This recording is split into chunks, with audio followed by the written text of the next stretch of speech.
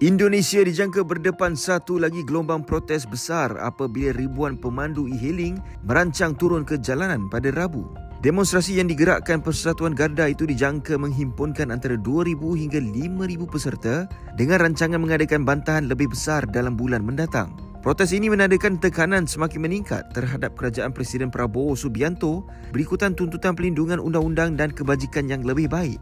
Walaupun menjadi nadi pengangkutan bandar dengan jaket hijau Gojek dan Grab, pemandu ojol terus berdepan pendapatan rendah, tiada pelindungan sosial dan beban ekonomi yang semakin meruncing.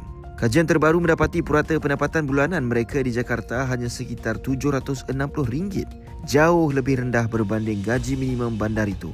Lebih membimbangkan, hanya sebahagian kecil yang berdaftar dalam skim keselamatan sosial pekerjaan. Sunshine Kids, di mana anak anda mampu bersinar. Rangkaian prasekolah terbaik dan semakin berkembang pesat dengan pelbagai pengiktirafan diterima. Selamat datang ke prasekolah kami, di mana sistem pembelajaran digandingkan dengan keseronokan. Kami menyediakan persekitaran penuh kasih sayang untuk anak-anak kecil membesar dengan cemerlang. Layari www.sunshinekids.com.my.